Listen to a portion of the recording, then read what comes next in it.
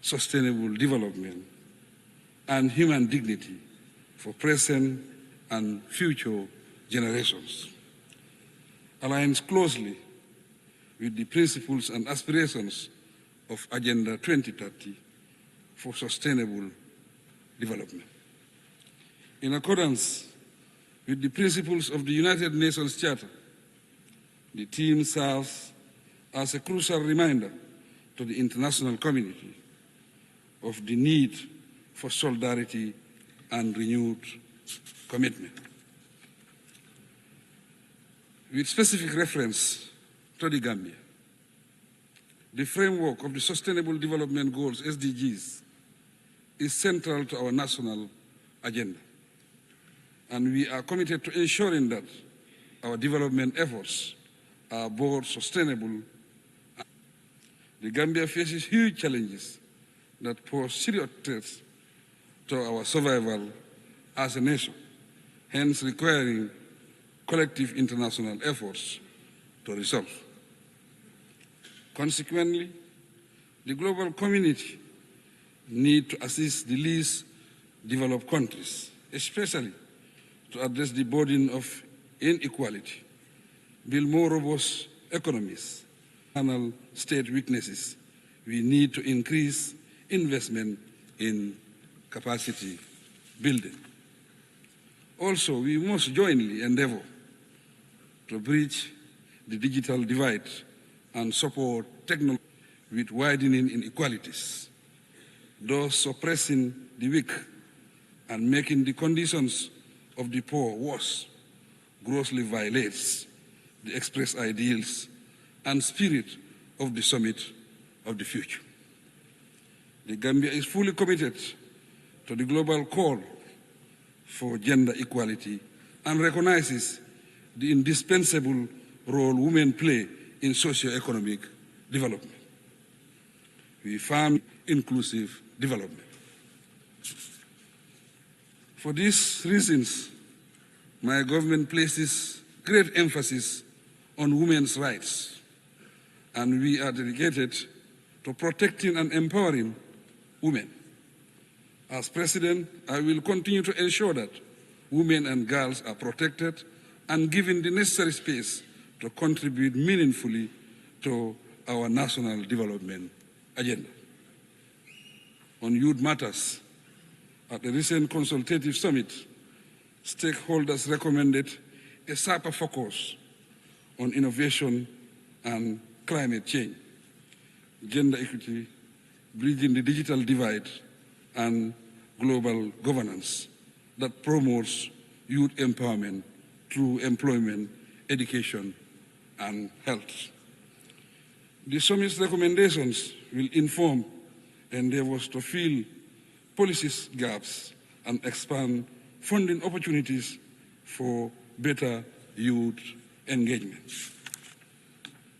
Furthermore, my government commits to aligning our national priorities with global benchmarks and in partnership with youth-led organizations and other stakeholders. We also resolve to use transformative solutions to create greater opportunities for all. Mr. President, the Gambia believes in collective international efforts to combat global challenges. Based on this, last year, the Gambia joined the international community by co-sponsoring UN General Assembly Consensus Resolution 77/276, which sought to engage the International Court of Justice, ICJ, on the obligations of states regarding statement to the ICJ. And we look forward to participating in the oral hearings later this year in The Hague.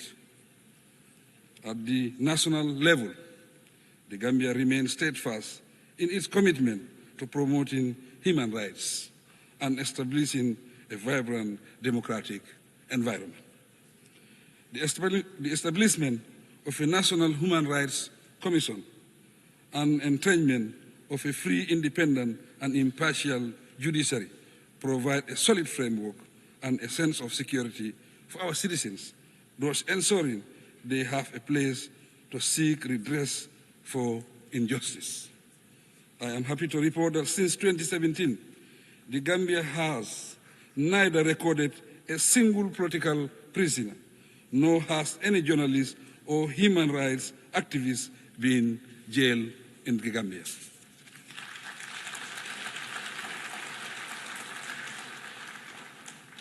Proudly too, in August 2024, the Gambia was recognized as one of Africa's leading defenders of freedom of expression and ranked third in Article 19's Global Expression Report 2024.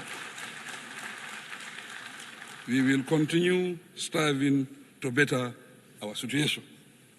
Mr. President, as committed advocates of peace and security, respect for basic rights and freedoms, and the application of international law, we stand firmly against injustice, no matter where it occurs. No doubt, as a nation of peace, guided by democratic principles, we have learned valuable lessons to act upon and share.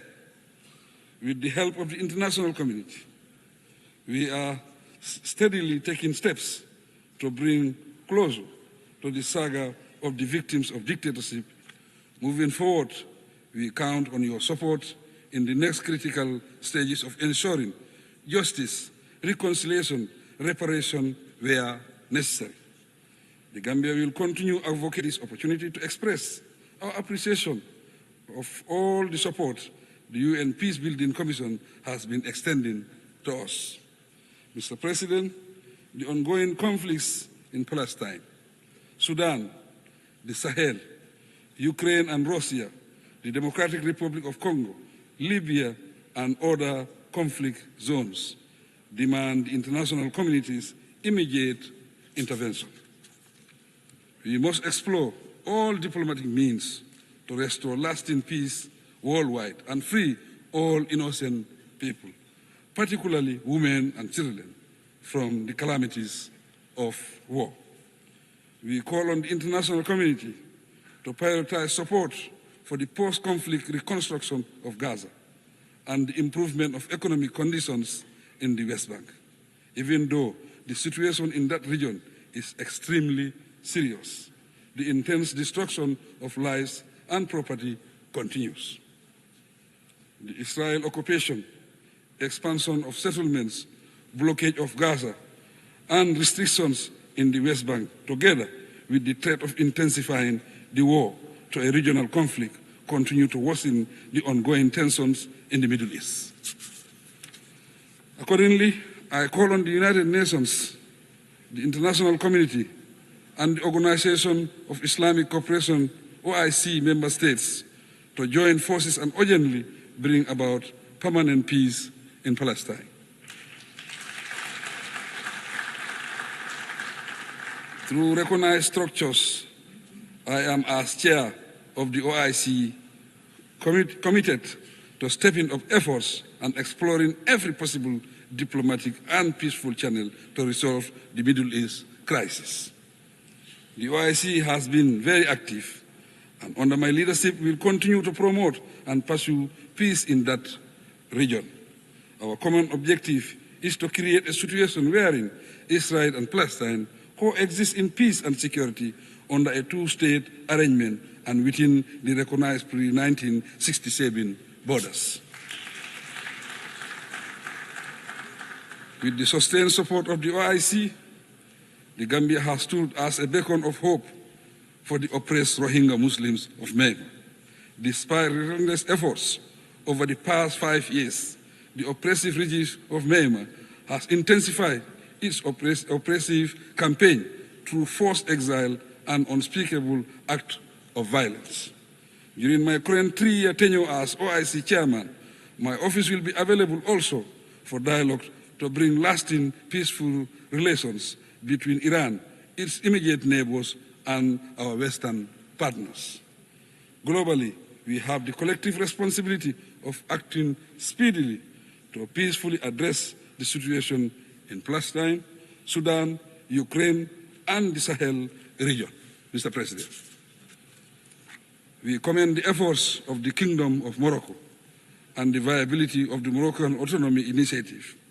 The initiative aligns with the principles of the UN Charter, and it provides a platform for all parties involved in the Moroccan Sahara conflict to engage in a UN-led dialogue for a permanent, mutually agreed political solution.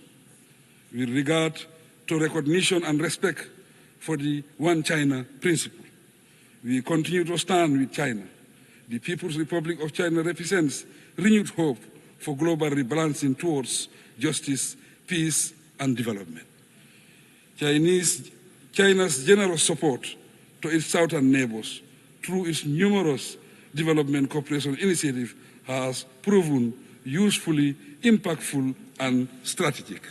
Mr. President, migration has ever been a fundamental aspect of human development, and it significantly contributes to the growth of both home and host countries.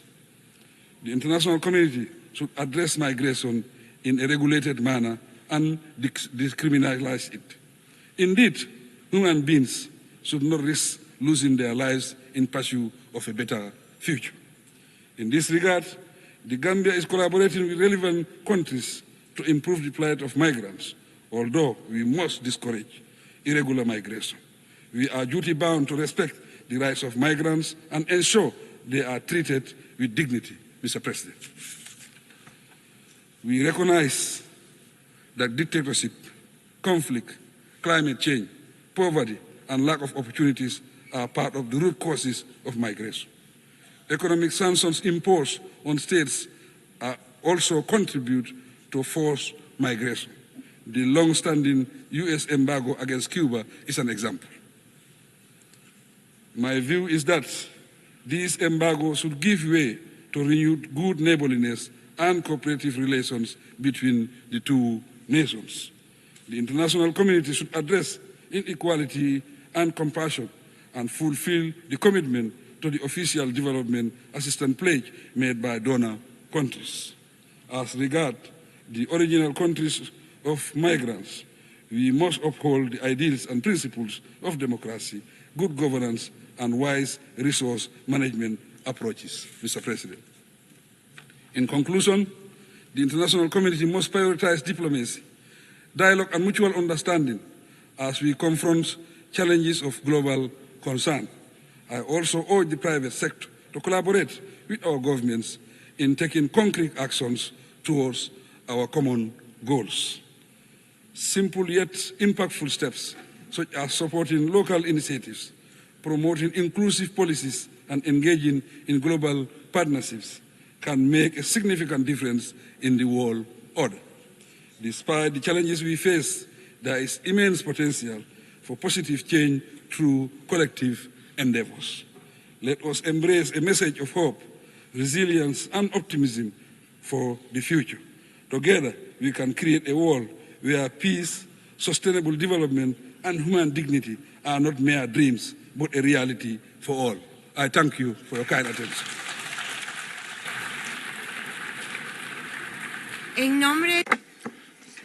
On behalf of the Assembly, I wish to thank the President of the Republic of the Gambia.